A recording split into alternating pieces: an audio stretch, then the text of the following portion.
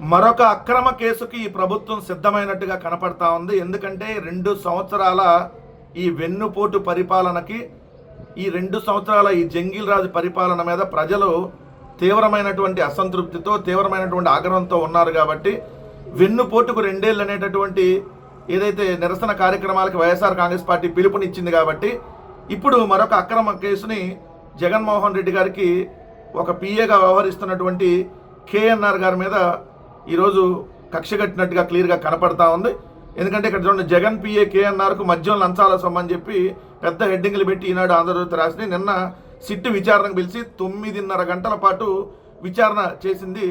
ఏదైతే కె నాగేశ్వర రెడ్డి గారు, అంటే కేఎన్ఆర్ గారు జగన్మోహన్ రెడ్డి గారికి ఒక పిఏగా ఉన్నటువంటి వ్యక్తిని, ఇక్కడ వీళ్ళు రాసిన దాన్ని బట్టే ఎంత తప్పుడు కేసు పెట్టబోతా ఉన్నారనేది ఇక్కడ క్లియర్గా అర్థమవుతా ఉంది. ఇక్కడ చూస్తే జగన్ పిఏ కేఎన్ఆర్కి మద్యం లంచాలు సొమ్మని చెప్పి పెట్టి సిట్టు దర్యాప్తులో భారీగా ఆస్తులు, పెట్టుబడులు గుర్తింపు అని చెప్పి హెడ్డింగ్ పెట్టారు. ఏంది ఆ భారీ ఆస్తులని చెక్ చేస్తే ఒక 20 కోట్ల రూపాయల వరకు బ్యాంకు ఖాతాలో ఏదైతే ట్రాన్సాక్షన్ జరిగింది, అవి నిలవలేవు డబ్బులు బ్యాంకు ఖాతాలో. అది కూడా కేఎన్ఆర్ గారి వాళ్ళ మిస్సెస్ బ్యాంక్ ఖాతాలో 2019 నుంచి 24 మధ్య 19 కోట్ల రూపాయలు ఏదైతే ట్రాన్సాక్షన్ జరిగిందంట. సో ఈ డబ్బులు ఆ డబ్బులే అని చెప్పి వీళ్ళు ఆల్రెడీ తప్పుడు కేసు పెట్టడానికి నిర్ణయం చేసుకుని వీళ్ళందరికీ వీళ్ళే రాస్తున్నటువంటి లెక్కలు. మళ్ళీ వీళ్ళే ఇక్కడ రాస్తారు చూడండి, ఏది బంగారం తాకట్టు పెట్టి 1 కోటికి పైగా రుణం కేఎన్ఆర్ తీసుకున్నట్టు సిట్టు తేల్చింది. మరి ఫుల్గా డబ్బులు సంపాదించేస్తుంటే కేఎన్ఆర్ గారు ఉన్న బంగారం తాకట్టు పెట్టి అప్పు ఎందుకు తెచ్చుకుంటారు? బ్యాంకులో తాకట్టు పెట్టి బంగారం రుణం ఎందుకు తెచ్చుకుంటారు? అంటే ఆయనకి ఆల్రెడీ వేరే వేరే వ్యాపారాల్లో ఉన్నాయి. సో ఆ వ్యాపారాలకు సంబంధించి ట్రాన్సాక్షన్ జరిగితే దాని మీద ఇదంతా లెక్కర్ సొమ్ము. అసలు మీరు పెట్టింది ఒక తప్పుడు కేసు పెట్టారు, 2 సంవత్సరాలు అవుతుంది, 3,500 కోట్ల ఏడ కుంభకోణం జరిగిపోయిందని చెప్పి పెద్ద నానా హడావిడి చేసి ఒక రోజేమో ఈ డబ్బంతా టాంజానియాకి పోయింది, టాంజానియాలో ఇనుప కర్మాగారం పెట్టారని రాశారు. ఓ రోజు ఈ డబ్బంతా తాడేపల్లిలో ఏదైతే కింద నేలమాలికలో దాచిపెట్టారని రాశారు. ఇంకో రోజేమో బెంగళూరులో బంకర్లో దాచిపెట్టారని రాశారు. ఇంకో రోజేమో ఈ డబ్బులన్నింటినీ ఎలక్షన్లో పనిచేశారని రాశారు. సో రోజుకు ఒక కట్టు కదల్లారు. ఓ రోజేమో 11 కోట్లు అక్కడ దొరికినాయి, 12 అట్టపెట్లో ఈ డబ్బులు ఇవే అని చెప్పి చెప్పారు. ఏమైనా ఇప్పటి వరకు తెలియదు. దీంట్లో మీరు ఏమనగా కేసు నమోదు చేసిన రాజకేశ్వర రెడ్డి నుంచి అందరికీ బెయిల్ వచ్చింది. ఎంపీ మిథునన్న మీద తప్పుడు కేసులు పెట్టారు, ఆయనకి బెయిల్ వచ్చింది. చెవిరెడ్డి భాస్కర్ రెడ్డి గారి మీద, ఓఐటి కృష్ణమోహన్ రెడ్డి గారి మీద, ధనంజయ రెడ్డి గారి మీద, బాలాజీ గోవిందప్ప మీద, ఇప్పుడు కేఎన్ఆర్ గారి మీద పెట్టడానికి రంగం సిద్ధమైనట్టుగా తెలుస్తూ ఉంది. ఎందుకంటే నిన్న విచారణకు పిలిచారు, మళ్ళీ ఈరోజు కూడా విచారణకు రావాలని చెప్పారు. సో ఆయన జగన్మోహన్ రెడ్డి గారికి ఎన్నో సంవత్సరాలుగా పిఏగా పనిచేస్తూ ఉన్నారు. దాదాపు 2012 నుంచి అనుకుంటా, 2012 నుంచి నాకు తెలిసి అప్పటి నుంచి ఆయన పిఏగా వ్యవహరిస్తూ ఉన్నారు. దాదాపు 14 సంవత్సరాలుగా, 14-15 సంవత్సరాలుగా జగన్మోహన్ రెడ్డి గారు వెంట ఉన్నారు. సో తప్పుడు కేసు పెట్టి అక్కడ ఉన్న వాళ్ళందరినీ భయపెట్టాలి. అంటే జగన్మోహన్ రెడ్డి గారి దగ్గర సిపిఆర్ఓగా పనిచేసిన సిఆర్ గారి మీద మన అలాంటి తప్పుడు కేసులు పెట్టి అటు ఇటు స్టేషన్లు తిప్పారు. ఏమైంది? కోర్టు లాగి 2 మొట్టికాయలు వేసింది మీకు. ఇప్పుడు అయినా మీ తీరు ఇంకా మారట్లా. అంటే ఏ స్థాయికి మీరు దిగజారిపోయారు చూడండి.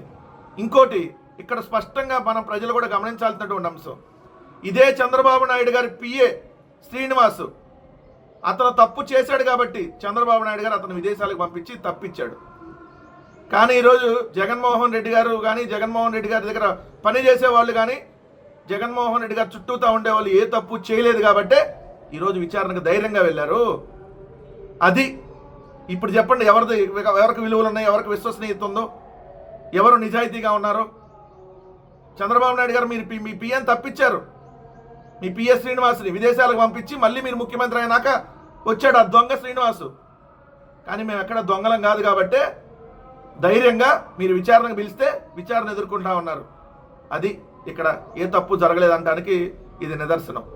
లేదంటే మీలాగా తప్పించేసి ఇంకోటో ఎక్కడ తప్పు మేము చేయలేదు. జగన్మోహన్ రెడ్డి గారు ముఖ్యమంత్రిగా ఉండగా ఎటువంటి కుంభకోణం జరగలేదు. ఇప్పటికీ మీకు సవాలు విసురుతా ఉన్నాం, పైన అధికారంలో ఉంది మీరే. 2014 నుంచి 2026 దాకా ఈ 12 సంవత్సరాల్లో మీ ప్రభుత్వం కానీ మా ప్రభుత్వం కానీ తీసుకున్న ప్రతి నిర్ణయం మీద మేము సిబిఐ ఎంక్వైరీకి సిద్ధం. మీరు సిద్ధమని అడుగుతా ఉన్నాం. సిద్ధమైతే మొత్తం సిబిఐ ఎంక్వైరీకి ఇచ్చేయండి అని ఆపేసి. అప్పుడు ఎవరేంటో, ఎవరు తప్పు చేశారో క్లియర్గా ప్రజలకు కూడా అర్థమైంది. సో ఇక్కడ ఆయన ఇప్పుడు ఎన్నో సంవత్సరాలుగా పనిచేస్తూ ఉన్నారు. 2 వాళ్ళ బామ్మర్ది వాళ్ళ ఏదో సాఫ్ట్వేర్ కంపెనీ అవి కూడా ఉన్నాయి. సో దానికి సంబంధించి ఏదన్నా వీళ్ళు ఏదన్నా 10వ పరకో అక్కడ ఇన్వెస్ట్మెంట్ పెట్టుకుంటే ఈ డబ్బులను అక్కడి నుంచి వచ్చినాయి, ఎక్కడి నుంచి వచ్చినాయి. ఇంకెవరు ఏ వ్యాపారాలు చేసుకోకూడదు. వీళ్ళకి వ్యాపారాల ద్వారా వచ్చిన డబ్బులు కూడా దీని ద్వారా వచ్చినాయి. 2 ఎకరాల నుంచి 10 లక్షల కోట్లు సంపాదించాడు చంద్రబాబు నాయుడు గారి వాళ్ళ. ఈ రాయాలి మీరు వార్తలు. ఈ రాసిన బూతు పత్రికలు సైకిల్ మీద పేపర్ల మీద దగ్గర నుంచి జూబ్లీ హిల్స్లో 100 కోట్ల బిల్డింగ్ కట్టే దగ్గరకు రాయాలి. మీరేమో వ్యాపారాలు చేసుకొని కట్టుకోవచ్చంట. ఆయన ఎక్కడో 10వ పరకో ఇన్వెస్ట్మెంట్ పెట్టుకుని 10 లక్షలు 50 లక్షలు సో ఇన్వెస్ట్మెంట్ పెట్టుకుంటేనో ఇంకోటి ఇవన్నీ తప్పంట. ఆయన కోటి బంగారాన్ని తనఖా పెట్టి ₹1 తెచ్చుకొని అప్పులు ఉన్నాయని మీరే రాస్తారు. మరి అప్పే కదా. మరి ఆయన దగ్గర ఫుల్ నిల్వలు ఉంటేనో ఫుల్ సంపాదిస్తేనో బ్యాంక్ ఎందుకు తాకట్టు పెట్టి రుణం తెచ్చుకుంటారు? సో ఎలాంటి తప్పుడు వార్తలు రాస్తూ ఉన్నారు. ఇంకో తప్పుడు కేసులు పెట్టి వేధించేటటువంటి కార్యక్రమం కాకపోతే ఇది ఇంకొకటి కాదనేది స్పష్టం.